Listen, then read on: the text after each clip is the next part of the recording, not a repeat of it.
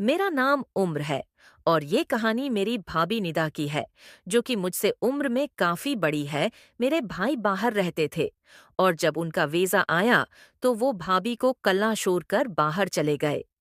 उन्होंने मुझे हदायत दी कि भाभी का ख्याल रखो और मैंने उनकी बात मानी। पहले पहल तो मैं भाभी से नजरें भी नहीं हटा पाया था। मुझे आज भी याद है जब भाई और भाभी की शादी की पहली रात दी। मैंने जैसे तैसे करके इस मौके को देखने की बहुत कोशिश की, मगर नाकाम रहा। मैं हमेशा कोशिश करता रहता कि कहीं से भाभी को देख सकूं, मगर हर बार नाकाम हो जाता। मैं अपने दोस्त अल्ली की मदद भी ले लेता था, जो मुझे नई नई कहानियां सुनाता था, क्योंकि उसकी भाभी उसके साथ बहुत ज्यादा उटीच थी। एक दिन अल्ली ने मुझसे ऐसी बात कही कि मेरे कानों से धुआं निकलने लगा। मैंने अल्ली से कहा, इल्ली तुम ऐसी बातें क्यों कर रहे हो? वो तुम्हारी भाभी है? तो अल्ली ने कहा, हाँ, वो मेरी भाभी है, लेकिन वो मेरी बहुत अच्छी दोस्त है। इस वक्त मैं बहुत उदास था जब भाभी मेरे कमरे में आई और कहने लगी, लगता है अल्ली तुम बहुत उदास हो। भाभी का चेहरा देखकर मैं जान गया था कि वो मेरी हालत समझ रही है। मेरी ज़हन में शरारत आ रही थी तो मैं कैसे पेशे रहता।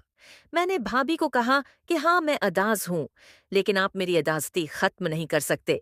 जब भाभी बोली, ऐसा कैसे हंस सकता है, मैं हर काम कर सकती हूँ। मैंने भाभी को कहा, नहीं भाभी, वो काम तो बस मेरी गिलफरंड कर सकती है, जिसे मैं बहुत ज्यादा मेस कर रहा हूँ। भाभी ने जैसे ही मेरी बात सुनी तो फरंड मेरे पास सख्त कर बैठ गई और फिर अपना हाथ वहां रख दिया। ये देखकर तो मैं साकत हो गया था। तभी मैंने हिम्मत की और मैंने भी फिर भाभी के साथ खुलना शुरू कर दिया था। मैं जैसे जैसे भाभी के साथ खुल रहा था, भाभी वैसे वैसे मुझे अपनी रसाई देने लगी थी और यूं मैंने भाभी के साथ वो खुल खुल लिया था। जैसे ही ये बात सुनाई तो मैंने अल्ली से कहा कि नहीं अल्ली, मैं तो अपनी भाभी के साथ ये सब करने का सोच भी नहीं सकता। जब अल्ली कहने लगा कि यार तुम्हारी हाथ तो हीरा लगा हुआ है और तुम्हारी पास इतना अच्छा, वहां कहाँ है तुम और भाभी अकेले इस झर में रहते हो, फिर तुम इस मौका का फायदा उठाते।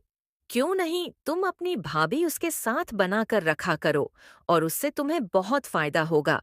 तुम्हारी भाभी तुम्हें बहुत कश करेगी, क्योंकि उनका शौहर भी तो बाहर होता है ना। वो उस बेसुकूनी में कैसे रह सकती है? उन्हें भी तो सुकून चाहिए है, तुम्हें उनका ख्याल रखना चाहिए है। अल्ली की बातें सुनकर मैं गहरी सोच में पड़ गया था। अल्ली ने जैसे ही मुझे ये सब कहा था, इसी दिन से मैं भाभी को उस नज़र से देखने लगा था। वो भी बैसा मेरा बहुत ख्याल रखती थी। वो बहुत ज्यादा मॉडर्न थी, बहुत ज्यादा खूबसूरत थी। उनके नीन नक्श उनकी खूबसूरती में इजाफा करते थे।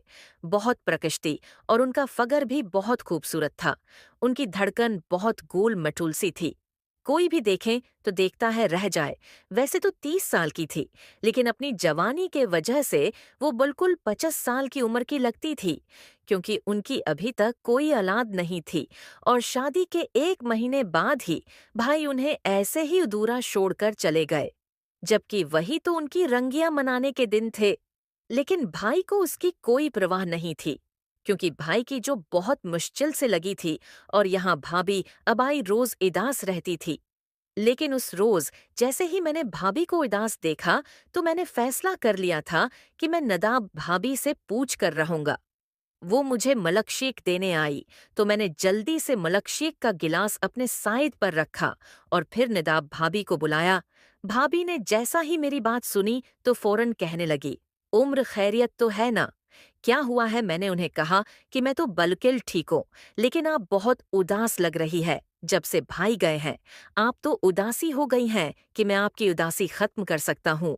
मेरी बात सुनकर नदाब भाभी खामोश हो गई थी।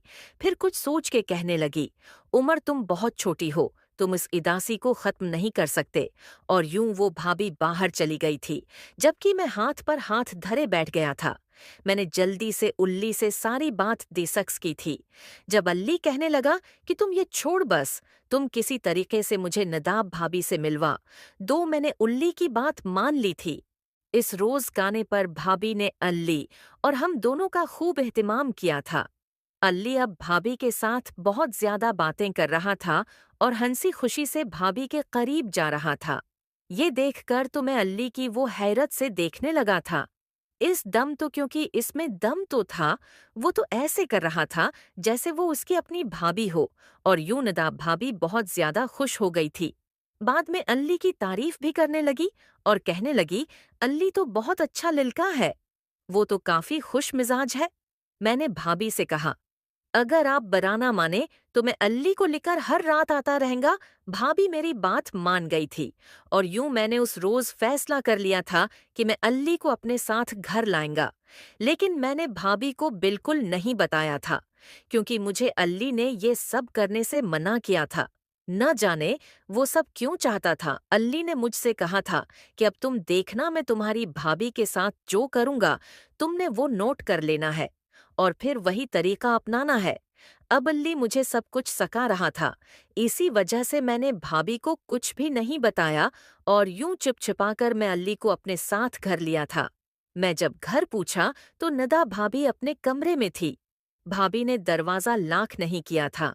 भाभी के जरा सा दरवाजा खोला रखा था ताकि ड्राइंग रूम से बाहर मौजूद मैं और अल्ली अंदर का मंजर देख सके। निधा भाभी ने अपनी टांगों को थोड़ा सा ऊपर कर लिया था, जिससे वो मुकम्मल तौर पर नजर आ रही थी। जब अल्ली और मैं घर में दाखिल हुए तो अल्ली ने घर के चारों तरफ नजर दौड़ाई कि कहीं भाभी नजर आ जाए।